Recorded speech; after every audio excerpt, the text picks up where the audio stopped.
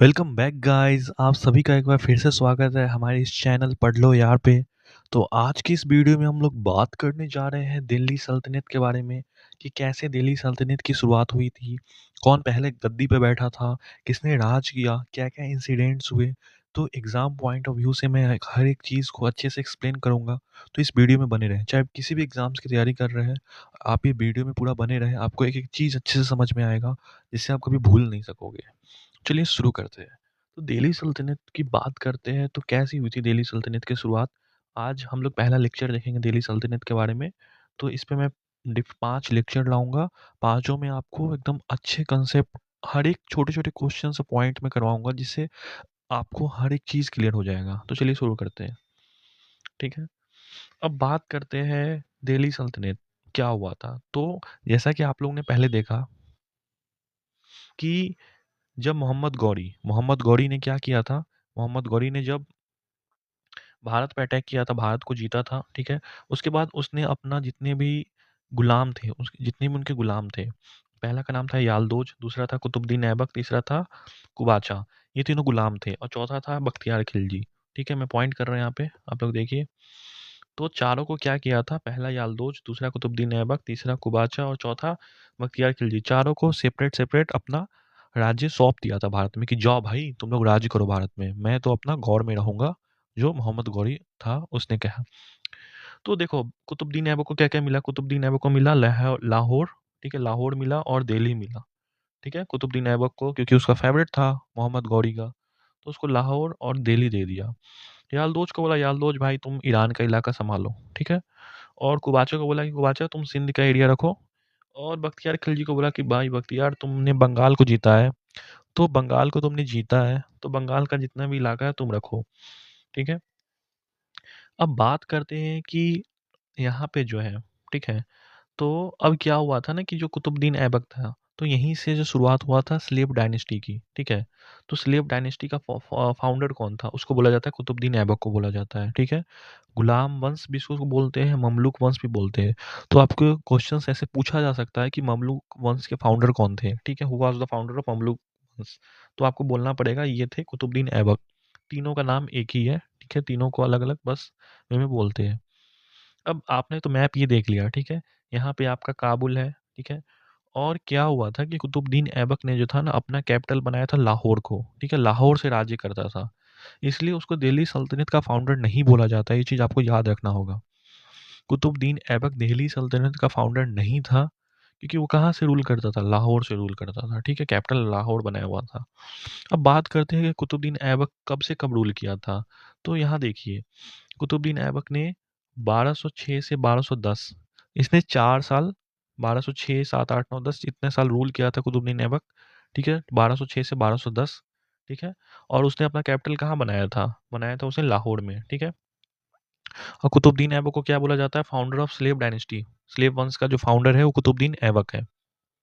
अब बात करते हैं जब लाहौर में उसने अपना बनाया था, ठीक है, कैपिटल, तो क्या था कुतुबुद्दीन ऐबक एक गुलाम था। किसका गुलाम था? मोहम्मद गौरी का। तो उसकी जो मेंटालिटी थी वो गुलाम वाली थी, वो गरीबी में रहा था कुतुबुद्दीन ऐबक। तो वो सोचा कि अब क्या हुआ, जैसे ही वो राजा उसको राजगद्दी मिली, ठीक है, दिल्ली और लाहौर की, तो काफ़ी ज़्यादा दयालु किस्म का था। उसने जितनी भी जनता थी, वहाँ की जनता था, तो जनता पे अपना पैसा लुटाना शुरू कर दिया कि जनता कोई गरीब हमारी जनता कोई गरीब नहीं रहने चाहिए। तो जितनी भी जनता थी, उस पे पैसा लुटाना शुरू कर दिया। तो वो लख बख्श कहा गया। उसको क्या कहा गया? लख बख्श, ठीक है? क्योंकि लाखों का जो संपत्ति था अपनी जनता पे लुटा देता था, ठीक है? कौन? कुतुबुद्दीन ऐबक, ठीक है? अब क्या हुआ कि कुतुबुद्दीन ऐबक जो था, वो काफ़ी धार्मिक किस्म का भी इंसान था, वो क्या था रिलीजियस भी था। कुतुबुद्दीन ऐबक काफ़ी रिलीजियस था, ठीक है? और वो दिन में कुरान की आयतें किया करता था, उसको पूरा कुरान याद था, ठीक है? तो उसको कुरान खान के नाम से भी हम लोग जानते हैं, ठीक है? कुरान खान के नाम से भी कुतुबुद्दीन ऐबक को हम लोग जानते हैं, तो ये भी चीज़ आपको याद रखना पड़ेगा, उसको टाइटल मिला था, ठीक है? अब बात करते हैं मोहम्मद गौरी के बारे में, ठीक है?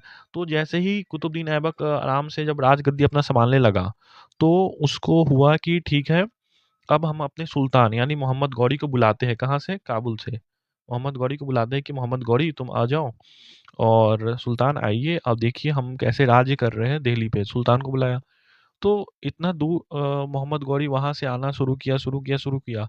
अब जैसे ही मोहम्मद गौरी रास्ते में पहुँचा, काबुल के आस-पास पहुँचा, तो क्या हुआ कि यहाँ पे जो था मोहम्मद गौरी काबुल के आस-पास जैसे ही पहुँचा, वो तो आ रहा था अपना वहाँ गौर से गजनी से। तो जैसे काबुल के पास पहुँचा तो जो यहाँ पे थे, वो खोखर और जाट, ठीक है? खोखर और जाट छुपे हुए थे, ठीक है? वो हमेशा यहीं पे रहते थे खोखर और जाट। तो इसने क्या किया मोहम्मद गौरी को ऐसे पेड़ पे चढ़े रहते थे खोखर वगैरह। खोखर ने क्या किया मोहम्मद गौरी को सर धड़ से अलग कर दिया, मार दिया वहीं पे, क्योंकि बहुत परेशान किया था मोहम्मद गौरी ने भी इन लोगों को, ठीक है? तो मोहम्मद गौरी का जो हत्या है, किसके द्वारा हो गया? खोखर के द्वारा हो गया 1206 ईस्वी में, ठीक है? अब बात करते हैं उसके बाद क्या हुआ। तो जैसे ही मोहम्मद गौरी का डेथ हुआ, ठीक है? मोहम्मद गौरी की मृत्यु हो गई, मृत्यु नहीं हो गई, उनको हत्या कर दिया गया, ठीक है? तो अब अपना जो था ये कुतुबुद्दीन ऐबक, ठीक है? इसको ऐसा लगा कि यार कहीं ये तो जो ये है यालदोज और जो कुबाचा है, ठीक है? मोहम्मद गौरी को कुतुबुद्दीन ऐबक को ऐसा लगा कि मोहम्मद गौरी की तो हत्या कर दी गई, तो जो यालदोज और कुबाचा है या फिर बख्तियार खिलजी है, कहीं ये सब अटैक ना कर दे दिल्ली पे, ठीक है? कहीं लाहौर दिल्ली पे ये लोग अटैक ना कर दें, इसके मन में हुआ संदेह, ठीक है? डाउट हुआ।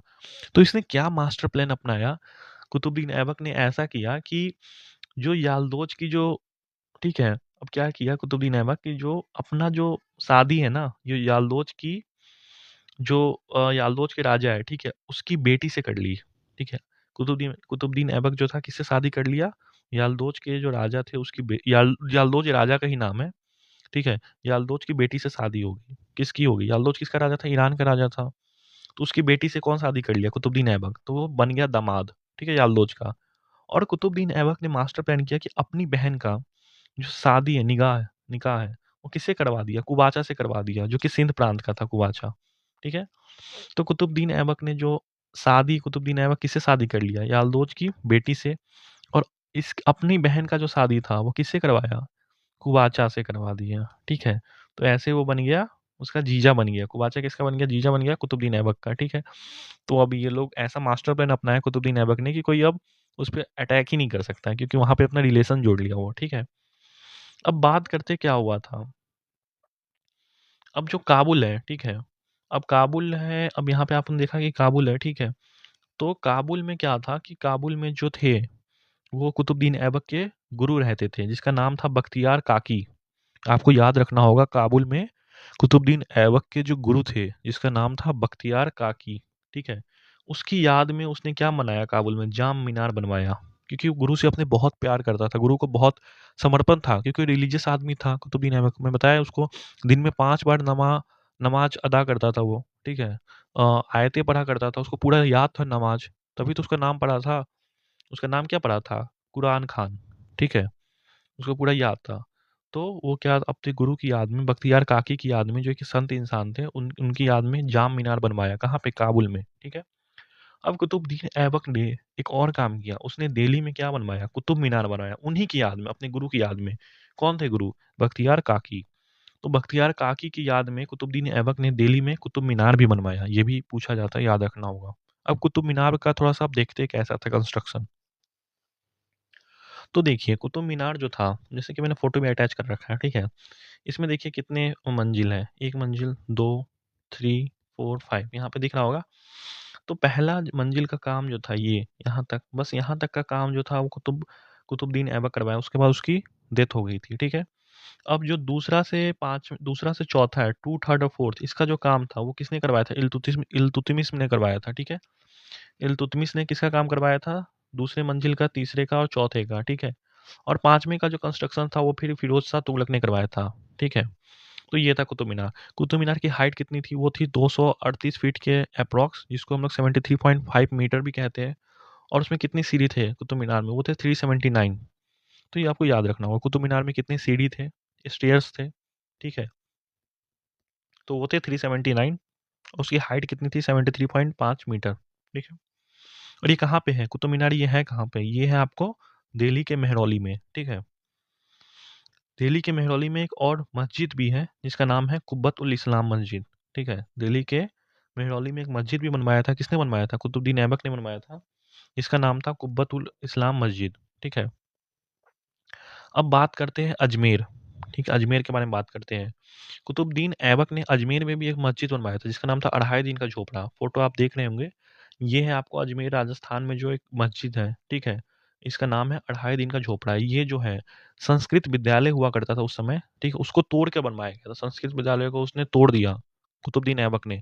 उसको तोड़कर उसने बनवाया ये मस्जिद, जिसका नाम है अढ़ाई दिन का झोपड़ा। वो किसका था? किंग विग्रहराज ने का था वो संस्कृत विद्यालय, ठीक है? उसने किंग विग्रहराज ने बनवाया था। तो उसको तोड़कर जो था उसने अढ़ाई दिन का झोपड़ा बनवाया। अब बात करते हैं नालंदा यूनिवर्सिटी के बारे में, ठीक है? तो नालंदा यूनिवर्सिटी को किसने तोड़ा था? वो कब टूटा था? 1202 में टूटा था, ठीक है? किसने तोड़ा था? वो तोड़ा था बख्तियार खिलजी ने।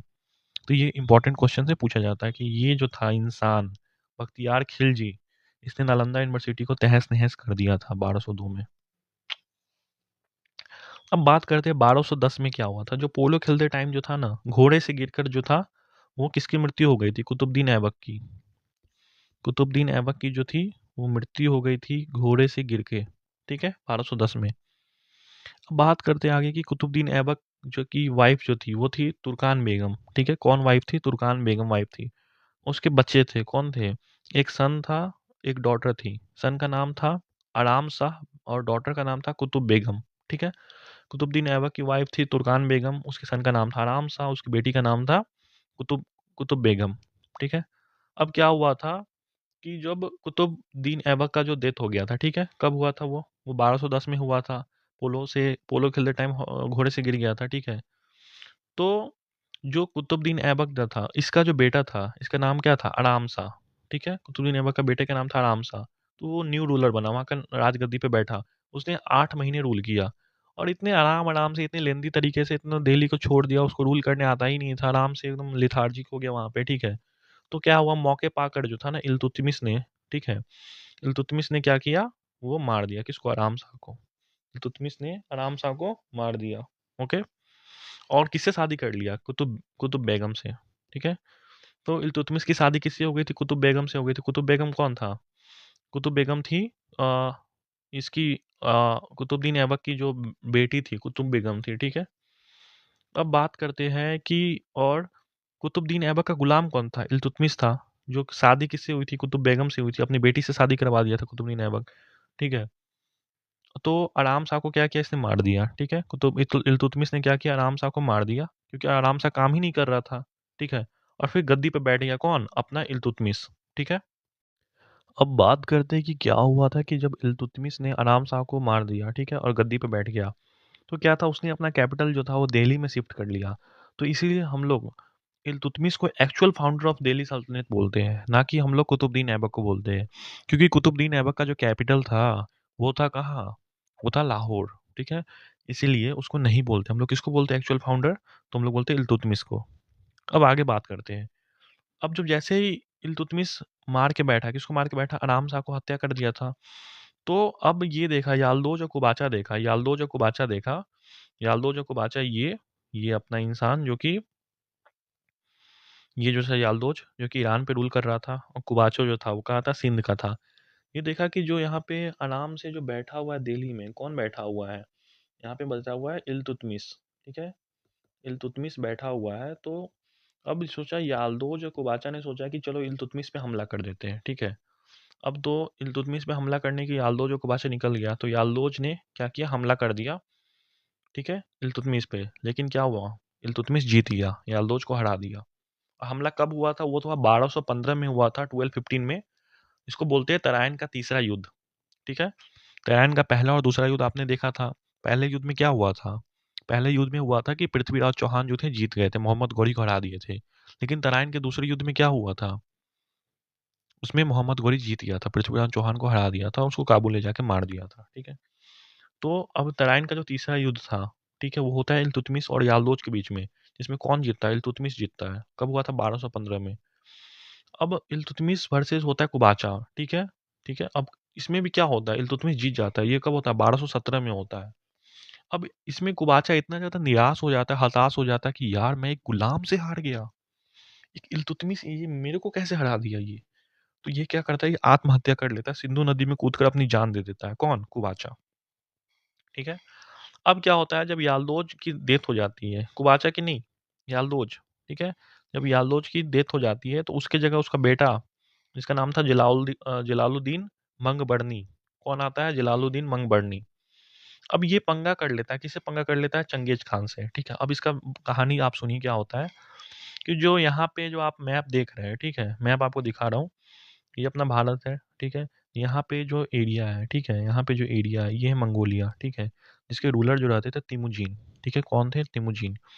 तिमुजिन जो था, वो उसको तिमुजिन को एक और नाम से जाना जाता है जिसका नाम था चंगेज खान, ठीक है। अब चंगेज खान ने सोचा कि जितने भी सेंट्रल एशिया है, ठीक है, सेंट्रल एशिया, वेस्ट एशिया, सब पे अपना कब्जा करूंगा मैं, ठीक है। चंगेज खान निकला, और चंगेज खान इतना बेरहम आदमी था कि वो सीधा गर्दन काटता था। जितने भी मेल होते थे, पुरुष होते थे, सबको गर्दन से उड़ा देता था, ठीक है। और जितनी भी फीमेल होती थी, सबके साथ गलत एक्टिविटी करके और अपना वो वंश बढ़ाता था, ठीक है। तो आज भी देखा जाता है, जो चंगेज खान का जो डीएनए है आज तक मौजूद है। सोच लीजिए उसने कितना कांड किया होगा। तो चंगेज खान जो था, ठीक है, इसको ललकार दिया जो यालदोज था ना, यालदोज, ठीक है, इसके बेटे ने, जो राजगद्दी पे बैठा था, बोला था, आओ चंगेज खान आओ, हमसे युद्ध करो, तुम ज्यादा उड़ रहे हो, ठीक है। तो यालदोज का जो बेटा था, कौन था यालदोज का बेटा? वो आपको यहाँ पे मैंने बताया है, ठीक है। यालदोज का जो बेटा था, ठीक है, जो राजगद्दी पे बैठा था, वो कौन था? वो था आपको जलालुद्दीन मंगबर्नी। इसने चंगेज खान को बोला कि आओ हमसे युद्ध करो, लेकिन चंगेज खान ने क्या किया? अटैक कर दिया।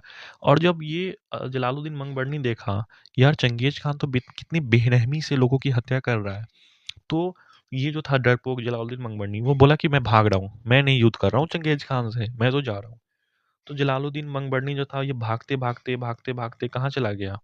ये चला गया ईस्ट ईस्ट ईस्ट की तरफ, ठीक है। ये था किसी भी खुफिया रास्ता से जो था यालदोज से, ये यहाँ पे जलालुद्दीन मंगबर्नी जो था, यहाँ से भागते भागते भागते भागते ईस्ट की तरफ आया, और यहाँ पे आया भारत से ये मदद मांगने। उसमें भारत पे कौन गद्दी पे बैठा हुआ था? दिल्ली पे इल्तुतमिश बैठा हुआ था। बोला, इल्तुतमिश मेरी मदद कर दो, क्योंकि मैं जानता हूँ कि हमारे पिता ने तुम पे आक्रमण किया था, बट हम उसके लिए माफ़ी मांगते हैं, हमारी मदद कर दो। इल्तुतमिश बोला कि हमको पागल समझे हो क्या? हम तुम्हारी मदद क्यों करेंगे? तुम्हारे पिता ने हम पे आक्रमण किया था, अगर हम तुम्हारी मदद कर भी दें, तो ये जो चंगेज खान है, ये भारत पे आक्रमण कर देगा, ठीक है। और ये जब जैसे आक्रमण करेगा तो कोई बचेगा नहीं, ठीक है। तो इल्तुतमिश ने साफ मना कर दिया कि नहीं, तुम अपना खुद देख लो क्या करना है तुमको, हम तुम्हारी मदद नहीं करेंगे। लेकिन इल्तुतमिश इतना कलाकार इंसान था, इतना इंटेलिजेंट था कि उसने बोला कि ठीक है, एक और सुनो। तो इल्तुतमिश ने क्या किया, एक खुफिया मैसेज किसको भिजवाया? चंगेज खान को भिजवाया। इल्तुतमिश ने मैसेज भिजवाया चंगेज खान को कि सुनो चंगेज खान, तुम्हारी मदर का जो हेल्थ है, तुम्हारी माता का जो हेल्थ है, खराब है, तुम देख लो क्या करना है। तो चंगेज खान था, अपनी माता से काफ़ी प्यार करता था, ठीक है, माता को काफ़ी रिस्पेक्ट करता था, ठीक है। चंगेज खान जैसे ही बात सुना, वो वापस लौट गया। कहाँ लौट गया? मंगोलिया। मंगोलिया जाके अपनी मदर का हेल्थ वगैरह जो था ठीक करवाया, मदर का ख्याल रखने लगा, ठीक है। और फिर ऐसे क्या हो गई, चंगेज खान की मौत हो गई, ठीक है। चंगेज खान की जो मौत है, वो कब हुई थी? तो वो आपको क्वेश्चन पूछा जाता है कि चंगेज खान जो की मौत कब हुई थी, तो वो हुई थी 1227 में, ठीक है। एसएससी में क्वेश्चन पूछा गया था मेंस में, चंगेज खान की जो मौत है वो कब हुई थी, कब मरा था चंगेज खान? तो 1227 में, तो आपको याद रखना है चंगेज खान कब मरा था, 1227 में, ठीक है। अब बात करते हैं इल्तुतमिश ने क्या किया था, एक अच्छा काम किया था, क्योंकि चंगेज खान को रोका था अटैक करने से, किस पे? भारत पे, ठीक है। तो खलीफा के जो हेड थे उस टाइम, कौन थे? अल मस्तान बिल्ला। कौन हेड थे उसमें खलीफा के? अल मस्तान बिल्ला। ये काफ़ी ज़्यादा उससे खुश हो गए कि वाह इल्तुतमिश, तुमने तो कमाल कर दिया, तुमने सूझबूझ का, समझ का यूज करके चंगेज खान को भारत पे अटैक करने से रोका, बहुत अच्छे। तो इसको किसका टाइटल दे दिया गया? इसको सुल्तान का टाइटल दिया गया, सुल्तान का, सुल्तान इल्तुतमिश, ठीक है, सुल्तान इल्तुतमिश। तो सुल्तान बना दिया गया, कब बनाएगा? 1229 में, ठीक है। तो ये आपको याद रखना है। तो आज के लिए बस इतना ही, मिलते हैं नेक्स्ट वीडियो में, तब तक के लिए स्टे ट्यून्ड।